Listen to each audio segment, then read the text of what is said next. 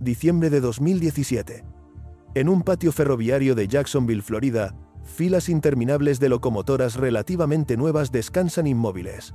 Motores apagados, cabinas cerradas, pintura todavía brillante bajo una capa creciente de polvo. Máquinas que costaron millones de dólares cada una, diseñadas para trabajar 20 o 30 años, ahora alineadas como si alguien hubiera pulsado un botón de pausa sobre toda una industria. Nadie las está encendiendo. Nadie las necesita. Porque el hombre que decidió que sobraban acaba de salir en camilla de la sede de CSX y en menos de 48 horas estará muerto. Su nombre era Hunter Harrison. Y antes de irse, silenció 10.000 locomotoras. La pregunta no es cómo apagó motores. La pregunta es cómo convenció a toda una industria orgullosa, centenaria, obsesionada con mover más trenes y más potencia, de que la mejor manera de ganar dinero era hacer exactamente lo contrario. Para entenderlo, hay que retroceder a 1963. Memphis, Tennessee. Un joven de 19 años entra a trabajar en el patio de mercancías del St. Louis San Francisco Railway como carman oiler. Es el trabajo más bajo en la jerarquía técnica. Arrastrarse bajo vagones, engrasar rodamientos, asegurarse de que todo pueda rodar sin fallos. No es glamuroso, no es ejecutivo, es físico, sucio y repetitivo, pero allí empieza algo. Harrison no creció soñando con balances financieros, creció viendo ineficiencia, vagones esperando días en patios, locomotoras en ralentí consumiendo combustible sin arrastrar nada, tripulaciones esperando carga que quizá no llegaría. Para muchos ferroviarios veteranos aquello era normal. El ferrocarril era así. Picos de tráfico, tiempos muertos, exceso de capacidad para absorber lo inesperado. Harrison empezó a pensar que ese exceso no era protección, era desperdicio. Durante las décadas siguientes ascendió en la industria pasando por Frisco y luego Burlington Northern. En ese proceso fue moldeando una idea que chocaba frontalmente con la cultura ferroviaria tradicional. La creencia histórica decía que para garantizar servicio había que tener más locomotoras de las necesarias, más vagones de los imprescindibles, más trabajadores listos para cubrir imprevistos. Harrison pensaba lo contrario. Creía que el exceso generaba complacencia, y la complacencia generaba costes. Su primera gran oportunidad llegó en 1989, cuando se convirtió en vicepresidente y director de operaciones de Illinois Central. No era un gigante próspero. Era una red en problemas, con un índice operativo cercano al 98%. En términos simples, por cada dólar que ingresaba, casi todo se iba en gastos. No quedaba margen. No había magia contable que pudiera ocultarlo. Harrison aplicó una idea radical para la época. Programar el ferrocarril como si fuera una aerolínea. Trenes con horarios fijos, salidas programadas aunque no estuvieran completamente llenos. Menos improvisación, más disciplina. Pero lo verdaderamente disruptivo fue lo que vino después. Si los trenes iban a salir a horas fijas, entonces todo lo que no contribuyera directamente a cumplir ese horario era prescindible. Locomotoras en espera. Fuera. Vagones acumulados en patios sin rotación rápida. Fuera. Personal excedente respecto al nuevo plan. Fuera. No fue gradual. Fue quirúrgico. Y los números empezaron a moverse con una velocidad que pocos habían visto en la industria. En 4 años el índice operativo cayó a niveles cercanos al 60%, algo casi impensable para un ferrocarril estadounidense en aquel momento. Los inversionistas tomaron nota, y cuando Canadian National Railway buscaba una transformación profunda a finales de los 90, miraron hacia él. Aquí es donde la historia se acelera. Canadian National no era una línea regional pequeña, era uno de los mayores ferrocarriles de Norteamérica, con una red que atravesaba el continente.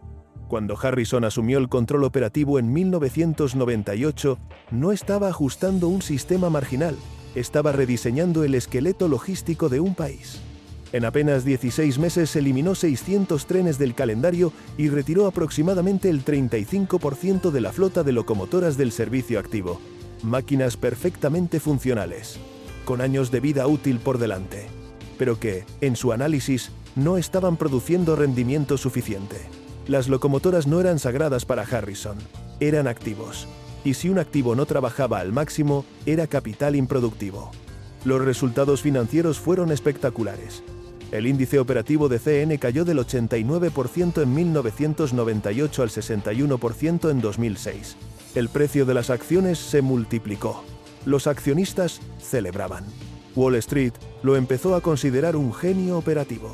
Pero mientras los gráficos subían, algo más estaba ocurriendo en los patios ferroviarios de Canadá y Estados Unidos. Filas de locomotoras empezaban a estacionarse permanentemente. No por averías. No por obsolescencia. Por estrategia. El concepto que estaba tomando forma tenía nombre: Precision Schedule Railroading. Ferrocarril de programación precisa. Una filosofía que afirmaba que se podía mover el mismo volumen de carga, con menos trenes, menos locomotoras y menos empleados, siempre que esos trenes fueran más largos, más pesados y más disciplinados en su horario. Para los veteranos, aquello era casi herético. El ferrocarril siempre había sido redundancia, amortiguación, margen. Harrison estaba eliminando el margen. Se retiró de CN en 2009 con $40 millones en beneficios y una reputación consolidada como el gran transformador del sector. Muchos pensaron que ahí terminaría su influencia. No fue así. En 2012, el fondo de inversión Pershing Square lanzó una batalla corporativa para tomar el control de Canadian Pacific. Querían a Harrison al frente. La toma fue agresiva.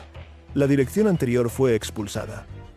Harrison volvió a aplicar la misma receta. Reducción drástica de locomotoras.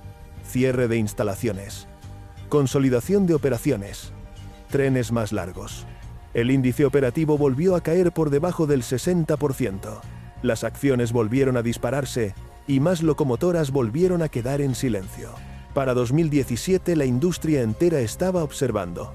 Y los accionistas de otros ferrocarriles empezaban a hacer preguntas incómodas.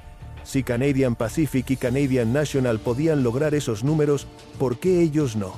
En marzo de 2017, Harrison aceptó su último desafío: dirigir CSX, uno de los mayores ferrocarriles del este de Estados Unidos. El anuncio provocó que el valor de mercado de la empresa aumentara miles de millones en un solo día, antes incluso de que implementara cambios. En cuestión de meses, más de 900 locomotoras fueron apartadas. 26.000 vagones eliminados, 7 patios de clasificación cerrados o convertidos, miles de empleos suprimidos. Y entonces, en diciembre su cuerpo dijo basta. Pero su sistema ya no dependía de él. En menos de un año, Union Pacific anunció su propio plan inspirado en la programación precisa. Norfolk Southern presentó su versión. Kansas City Southern siguió el mismo camino. Solo BNSF se resistió inicialmente. Entre 2017 y 2020, la flota total de locomotoras de las principales compañías estadounidenses se redujo en miles de unidades. No por crisis, no por guerra, por filosofía. Y así fue como un hombre que empezó engrasando rodamientos, terminó silenciando 10.000 locomotoras. Pero lo que parecía una victoria perfecta en los balances, empezaría a mostrar grietas en la superficie operativa. Porque cuando se elimina el margen, lo que queda es eficiencia pura, o fragilidad estructural. Y esa fragilidad tardaría muy poco en hacerse visible. Cuando Hunter Harrison murió en diciembre de 2017, muchos pensaron que su filosofía podría suavizarse sin su presencia directa, que los nuevos ejecutivos quizá equilibrarían eficiencia con cautela, que el sistema podría absorber lo más radical y descartar lo más extremo. Pero ocurrió lo contrario. Sin el hombre, quedó el manual. Y el manual ya había demostrado que generaba beneficios inmediatos. Para entender cómo logró silenciar miles de locomotoras, hay que comprender el corazón matemático de su revolución: el índice operativo. En la industria ferroviaria, el índice operativo mide cuánto dinero se gasta para generar $1 de ingreso. Si una empresa tiene un índice del 70%, significa que gasta 70 centavos para ganar $1. Cuanto más bajo el número, mayor la rentabilidad. Durante décadas, un índice cercano al 75% era considerado sólido. Harrison bajó esa cifra a niveles cercanos al 60%. Y en algunos trimestres, incluso menos. En el mundo financiero, eso es dinamita positiva. Pero, ¿cómo se logra bajar el índice operativo sin perder ingresos? La respuesta fue brutalmente simple: reducir costos estructurales sin reducir volumen de carga. Y en el ferrocarril, los mayores costos estructurales son locomotoras, vagones, infraestructura de clasificación y mano de obra. El principio de Harrison era que la mayor parte del parque ferroviario estaba subutilizado. Según su análisis, muchas locomotoras pasaban demasiado tiempo inactivas esperando carga o respaldo. Vagones permanecían días enteros en patios antes de ser reasignados. Los patios de clasificación, especialmente los de tipo Hump Yard donde los vagones se distribuyen por gravedad, eran costosos de operar y lentos comparados con un sistema más lineal. La solución fue reducir drásticamente la cantidad de trenes circulando, pero aumentar su longitud. Si antes una línea operaba 5 trenes medianos al día, ahora operaría 2 o 3 trenes mucho más largos. Eso implicaba menos salidas, menos tripulaciones y menos locomotoras activas. Aquí aparece el concepto que redefinió todo: los trenes de casi 3 millas de longitud. Un tren tradicional de carga pesada podía medir 1 milla. Bajo la nueva filosofía comenzaron a circular convoyes de más de 9.000 pies, en algunos casos acercándose a las 3 millas. Eso significa 150 vagones o más, operados por una tripulación mínima de 2 o 3 personas. Desde una hoja de cálculo, la lógica es impecable. Si un tren más largo mueve la misma carga que 2 trenes más cortos, entonces se necesita la mitad de locomotoras activas. Se reduce consumo de combustible. Se reducen salarios. Se reducen inspecciones. Y las locomotoras que sobran se almacenan. Entre 2017 y 2020, las principales compañías estadounidenses redujeron su flota combinada de más de 26.000 locomotoras a menos de 24.000. Miles de máquinas, muchas con menos de 15 años de servicio, fueron apartadas. Union Pacific estacionó más de 2.000 locomotoras en patios desérticos del oeste. Norfolk Southern eliminó más de 700 unidades activas y registró cargos contables millonarios para reflejar la depreciación anticipada. CSX retiró casi 1/3 de su flota en pocos meses. Las imágenes eran impactantes. Filas interminables de locomotoras alineadas nariz con nariz, formando cementerios industriales de máquinas que aún podían trabajar. Pero la reducción no se limitó a equipos. La fuerza laboral cayó en aproximadamente 45.000 empleados en un periodo de 5 años. Conductores, mecánicos, inspectores, operadores de patio, muchos con décadas de experiencia. Los defensores del modelo argumentaban que el sistema se estaba volviendo más eficiente, no más peligroso. Decían que la tecnología de monitoreo, los detectores de temperatura en vía y la automatización compensaban la reducción de personal. Que el ferrocarril estaba evolucionando, como cualquier industria que busca optimizar recursos. Y en términos financieros, los resultados eran innegables. Las acciones subían, los dividendos crecían. Los inversionistas institucionales elogiaban la disciplina operativa, pero fuera de Wall Street las grietas empezaban a mostrarse. Los transportistas comenzaron a quejarse de irregularidad en el servicio. Trenes más largos significaban menos frecuencias. Si un convoy se retrasaba, el siguiente podía tardar horas o incluso un día en reemplazarlo. La flexibilidad que antes ofrecía una flota más amplia desapareció. Los patios cerrados reducían capacidad de clasificación local. Las rutas menos rentables eran eliminadas. Comunidades que dependían del servicio regular se encontraron con que ahora debían esperar más tiempo o buscar transporte alternativo. La lógica financiera había eliminado redundancia. Pero la redundancia también es resiliencia. En 2022, la Junta de Transporte de Superficie convocó audiencias públicas debido al creciente número de quejas. Agricultores que no podían enviar grano a tiempo. Empresas químicas cuya cadena de suministro se desmoronaba. Terminales congestionadas. El argumento oficial era que la pandemia había alterado flujos logísticos. Pero muchos trabajadores señalaron otro factor. La red operaba con tan poco margen que cualquier interrupción menor generaba un efecto dominó. Trenes más largos también significaban desafíos físicos. Algunos apartaderos no estaban diseñados para convoyes de esa longitud. Eso obligaba a detener trenes en tramos principales mientras esperaban espacio libre. Las inspecciones visuales se volvían más complejas cuando el tren medía más de 2,5 kilómetros. La filosofía de Harrison no buscaba fragilidad, buscaba eficiencia absoluta. Pero en sistemas complejos, eficiencia extrema y fragilidad pueden estar separadas por una línea muy fina. Y entonces, el 3 de febrero de 2023, un pequeño pueblo en Ohio se convirtió en el epicentro de un debate que llevaba años gestándose. East Palestine. Un tren de Norfolk Southern de aproximadamente 9.300 pies y 18.000 toneladas descarriló transportando materiales peligrosos. Investigaciones posteriores señalaron un rodamiento que se sobrecalentó progresivamente. Detectores en vía habían registrado temperaturas elevadas, pero los protocolos no exigían detener el tren en ese punto. Cuando el rodamiento falló, el tren comenzó a desintegrarse en movimiento. Vagones cisterna se rompieron. Se liberaron sustancias químicas. Miles de personas fueron evacuadas. La pregunta inmediata no fue solo qué causó el fallo del rodamiento. Fue si el sistema que priorizaba trenes más largos, menos inspecciones humanas y márgenes operativos mínimos había contribuido indirectamente. Los defensores insistieron en que el descarrilamiento no era consecuencia directa de la programación precisa.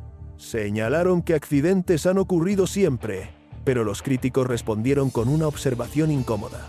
Cuando se reduce personal, cuando se amplía la longitud de los trenes y cuando se minimiza redundancia, el sistema tiene menos capacidad para absorber errores. Y aquí es donde el silencio de 10.000 locomotoras adquiere otro significado.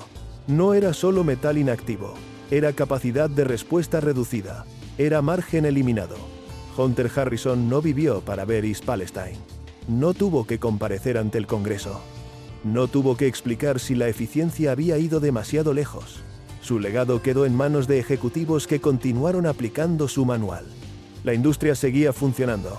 Seguía moviendo cerca del 40% de la carga del país. Seguía generando beneficios históricos.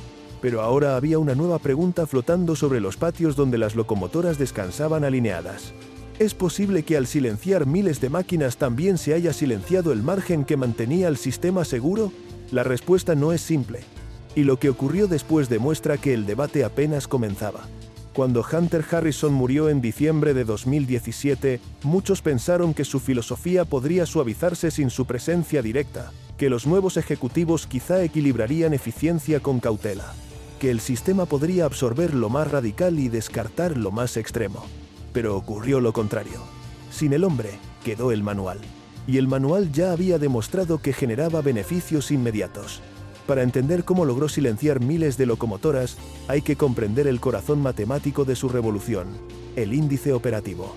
En la industria ferroviaria, el índice operativo mide cuánto dinero se gasta para generar $1 de ingreso. Si una empresa tiene un índice del 70%, significa que gasta 70 centavos para ganar $1. Cuanto más bajo el número, mayor la rentabilidad. Durante décadas, un índice cercano al 75% era considerado sólido. Harrison bajó esa cifra a niveles cercanos al 60%. Y en algunos trimestres, incluso menos. En el mundo financiero, eso es dinamita positiva. Pero ¿cómo se logra bajar el índice operativo sin perder ingresos? La respuesta fue brutalmente simple. Reducir costos estructurales, sin reducir volumen de carga. Y en el ferrocarril, los mayores costos estructurales son locomotoras, vagones, infraestructura de clasificación y mano de obra. El principio de Harrison era que la mayor parte del parque ferroviario estaba subutilizado. Según su análisis, muchas locomotoras pasaban demasiado tiempo inactivas, esperando carga o respaldo. Vagones permanecían días enteros en patios antes de ser reasignados. Los patios de clasificación, especialmente los de tipo Ham Yard, donde los vagones se distribuyen por gravedad, eran costosos de operar y lentos comparados con un sistema más lineal.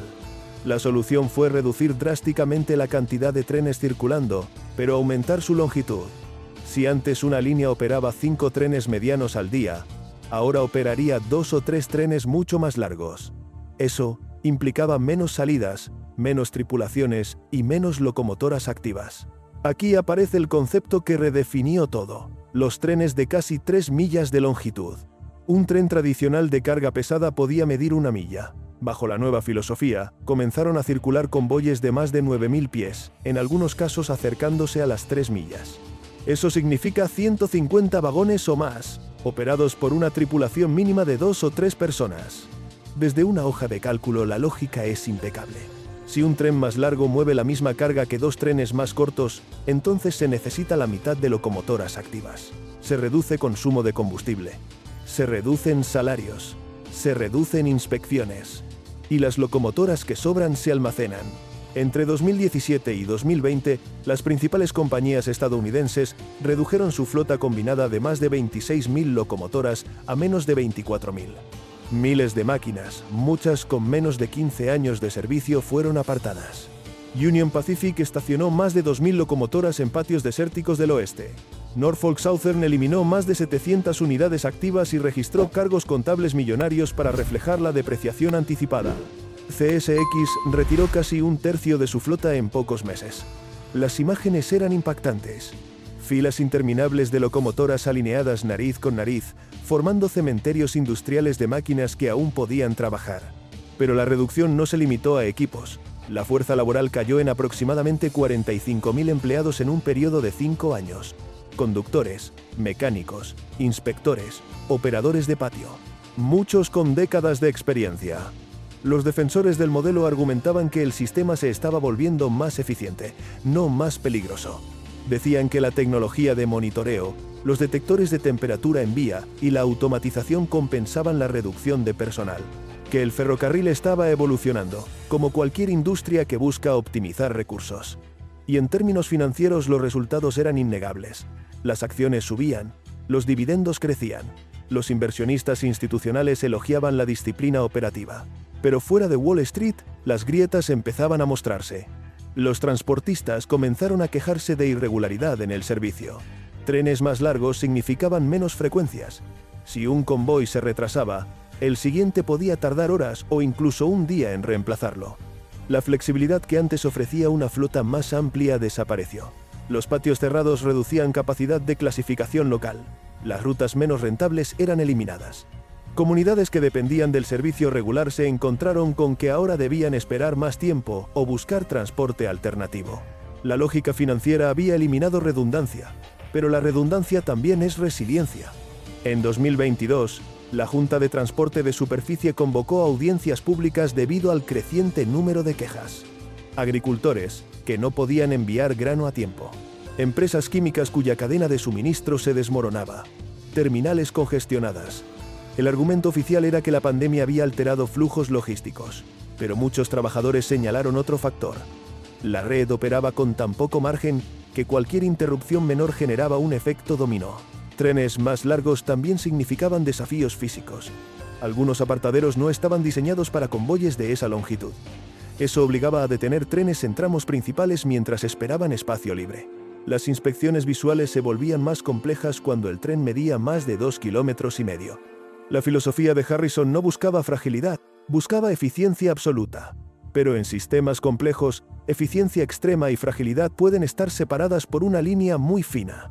Y entonces, el 3 de febrero de 2023, un pequeño pueblo en Ohio se convirtió en el epicentro de un debate que llevaba años gestándose. East Palestine. Un tren de Norfolk Southern de aproximadamente 9.300 pies y 18.000 toneladas descarriló transportando materiales peligrosos. Investigaciones posteriores señalaron un rodamiento que se sobrecalentó progresivamente. Detectores en vía habían registrado temperaturas elevadas, pero los protocolos no exigían detener el tren en ese punto. Cuando el rodamiento falló, el tren comenzó a desintegrarse en movimiento. Vagones cisterna se rompieron, se liberaron sustancias químicas. Miles de personas fueron evacuadas. La pregunta inmediata no fue solo qué causó el fallo del rodamiento. Fue si el sistema que priorizaba trenes más largos, menos inspecciones humanas y márgenes operativos mínimos había contribuido indirectamente. Los defensores insistieron en que el descarrilamiento no era consecuencia directa de la programación precisa. Señalaron que accidentes han ocurrido siempre. Pero los críticos respondieron con una observación incómoda. Cuando se reduce personal, cuando se amplía la longitud de los trenes y cuando se minimiza redundancia, el sistema tiene menos capacidad para absorber errores.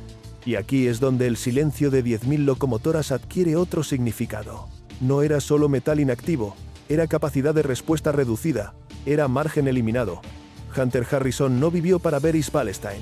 No tuvo que comparecer ante el Congreso, no tuvo que explicar si la eficiencia había ido demasiado lejos. Su legado quedó en manos de ejecutivos que continuaron aplicando su manual. La industria seguía funcionando, seguía moviendo cerca del 40% de la carga del país, seguía generando beneficios históricos.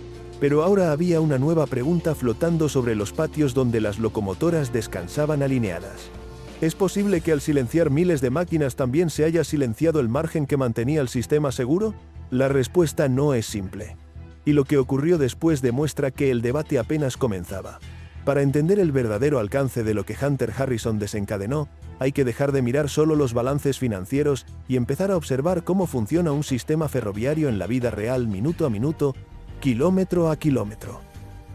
Porque una cosa es reducir el número de locomotoras activas en una hoja de cálculo, Y otra muy distinta es operar una red continental donde cada retraso puede multiplicarse como una reacción en cadena. La programación precisa no era simplemente una política de reducción de activos, era una redefinición total del flujo. Bajo el sistema tradicional, los ferrocarriles operaban con una lógica que priorizaba flexibilidad. Si un tren llegaba tarde, otro podía compensar. Si un cliente necesitaba un envío adicional, se encontraba espacio.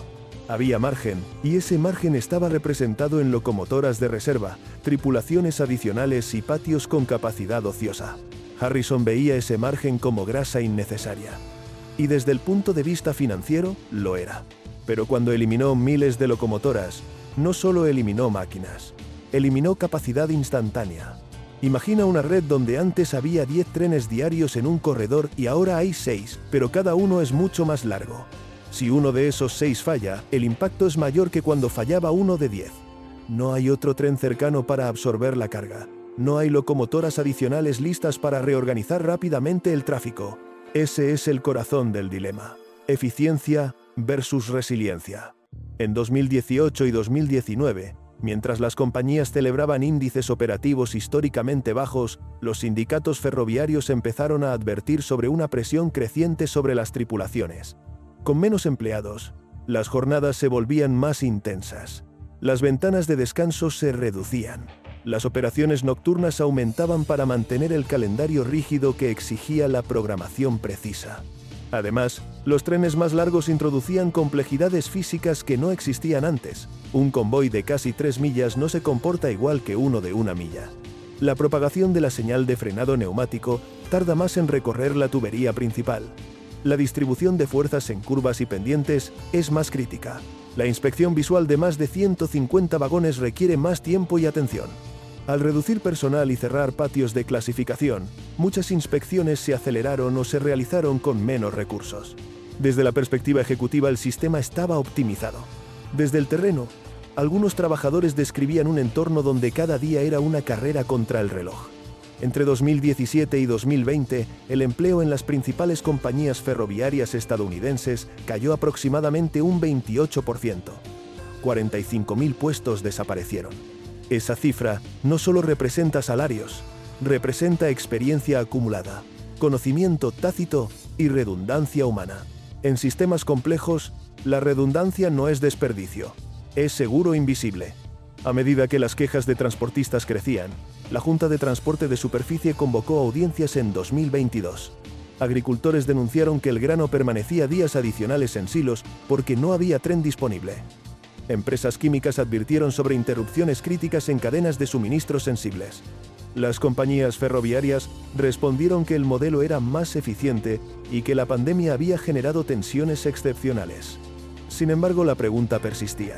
Si la red operaba con menos locomotoras, menos empleados y trenes más largos, ¿qué ocurría cuando algo inesperado sucedía?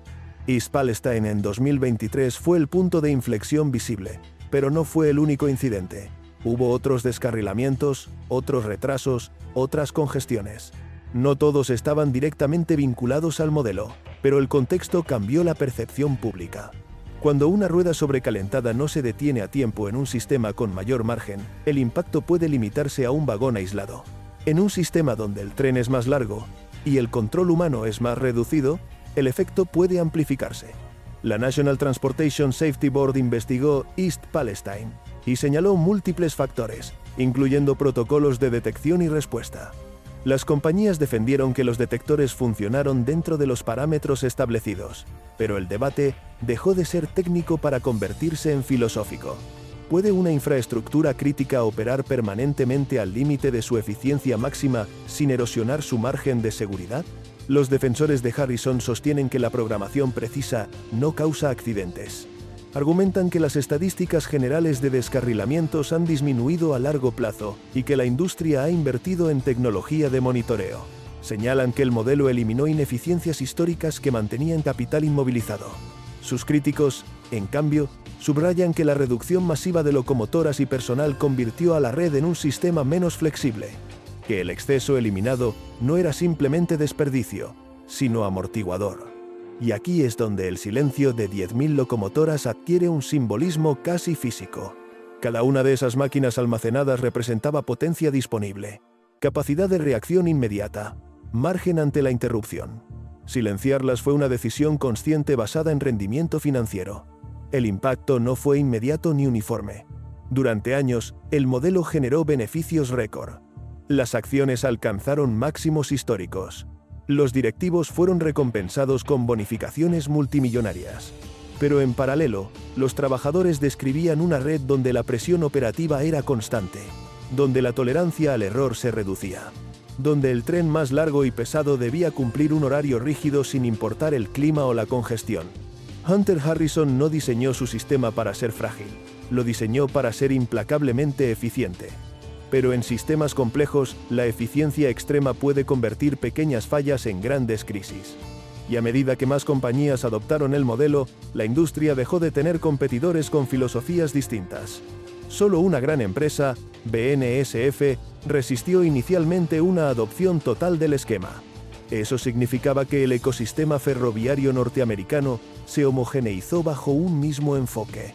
Cuando todos operan con el mismo margen reducido, el sistema completo puede volverse más vulnerable. Sin embargo, incluso después de East Palestine, la programación precisa no fue abandonada. Se ajustaron protocolos, se prometieron inversiones adicionales, se debatió públicamente sobre seguridad y servicio, pero las locomotoras siguieron alineadas en patios de almacenamiento. Y la pregunta más inquietante permaneció suspendida en el aire industrial de esos desiertos, donde descansan filas interminables de máquinas. ¿Qué pasará el día en que la red necesite de nuevo esa capacidad que decidió eliminar? Porque silenciar 10.000 locomotoras no es solo un acto financiero. Es una apuesta estructural sobre cómo debe funcionar una nación entera. Y las apuestas estructurales no se miden en trimestres, se miden en décadas. Si esperabas que después de East Palestine la industria ferroviaria diera un giro completo y regresara al modelo anterior, eso no ocurrió. No hubo una marcha atrás masiva. No hubo reapertura generalizada de patios cerrados ni reactivación inmediata de miles de locomotoras almacenadas. Lo que hubo fue algo más sutil. Ajustes, matices, comunicados públicos, promesas de inversión en seguridad, pero el corazón del sistema permaneció intacto. Porque para 2024, el ferrocarril norteamericano ya estaba estructuralmente transformado. Precision Scheduled Railroading no era una iniciativa experimental. Era la norma operativa en casi todas las compañías clase 1. Los trenes seguían siendo más largos que en cualquier otra etapa histórica. Las tripulaciones seguían siendo mínimas. Las locomotoras almacenadas seguían alineadas en patios en Arizona, Nuevo México, Illinois, Kansas y Ontario. Lo que Harrison creó no fue una simple estrategia de reducción, fue un nuevo ADN operativo. Para entender por qué su filosofía sobrevivió incluso a la controversia, hay que observar el incentivo dominante en la industria moderna: la presión constante de los mercados financieros. Cuando Harrison asumía el control de una empresa, el precio de las acciones subía incluso antes de que implementara cambios. En el caso de CSX, el mercado añadió miles de millones de dólares en valor en cuestión de horas tras su nombramiento. Esa reacción no era emocional, era matemática. Los inversores sabían que vendría reducción de activos, reducción de personal y mejora del índice operativo. En una economía donde los ejecutivos son evaluados trimestre a trimestre, un modelo que garantiza mejora rápida en rentabilidad se vuelve extremadamente difícil de abandonar. El problema es que los mercados financieros operan en ciclos cortos. La infraestructura ferroviaria opera en ciclos largos. Un tren puede medir casi 3 millas y pesar 18.000 toneladas. Un solo rodamiento defectuoso puede desencadenar una reacción en cadena. Un solo patio cerrado puede eliminar capacidad de reordenamiento en una región entera. Estos son factores que no siempre se reflejan inmediatamente en un índice operativo. Después de 2023, varias compañías anunciaron inversiones en detectores de temperatura más avanzados, en monitoreo automatizado y en programas de mantenimiento reforzado. Algunas reactivaron locomotoras específicas para absorber aumentos temporales de tráfico, pero la flota total nunca regresó a los niveles previos a la era Harrison. Silenciar 10.000 locomotoras no fue un evento puntual, fue una decisión estructural que redefinió la relación entre capacidad y demanda. Lo más interesante es que la industria ferroviaria estadounidense, a pesar de las críticas, siguió siendo extremadamente rentable. Los márgenes se mantuvieron fuertes, los dividendos continuaron creciendo. Desde la perspectiva estrictamente financiera, el modelo seguía funcionando. Pero hay una diferencia entre funcionar y ser resiliente. Los sistemas resilientes tienen capacidad de absorber shocks inesperados sin colapsar. La pandemia demostró que las cadenas de suministro pueden desestabilizarse con rapidez. La congestión portuaria, la escasez de personal y la volatilidad en la demanda pusieron a prueba la red ferroviaria como pocas veces antes. Con menos locomotoras activas y menos personal disponible, cada interrupción requería soluciones más creativas y más ajustadas. El margen de error era más pequeño.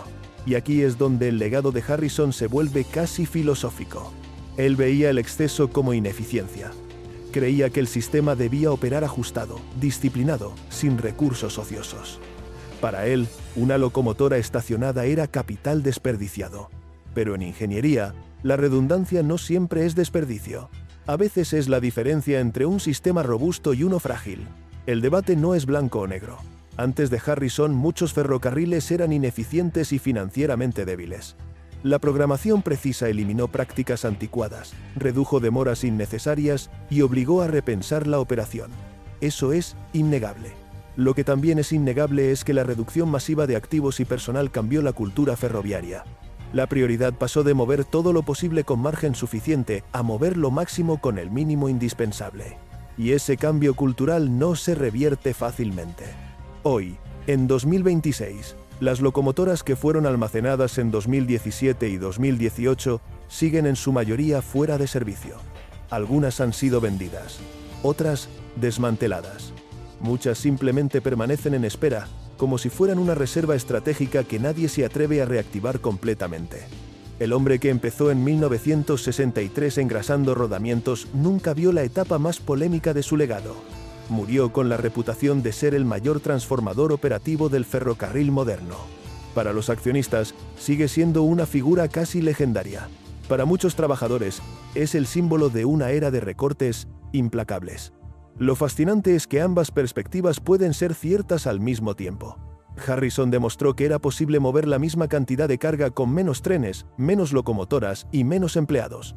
Demostró que el ferrocarril podía alcanzar niveles de rentabilidad que parecían inalcanzables.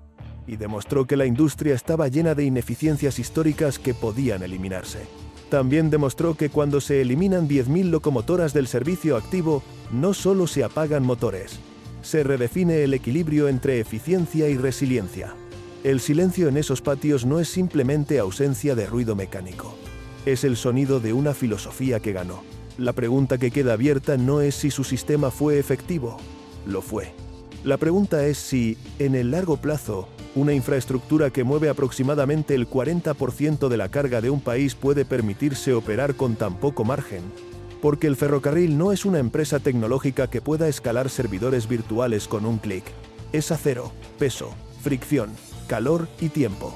Es una red física donde cada decisión sobre capacidad tiene consecuencias físicas. Silenciar 10.000 locomotoras fue una decisión que cambió la industria para siempre. Y ahora, cada vez que un tren de casi 3 millas atraviesa un pequeño pueblo en la noche, con una tripulación mínima y una cadena de 150 vagones detrás, el legado de Hunter Harrison sigue avanzando sobre rieles. El hombre ya no está, pero el silencio que creó todavía resuena.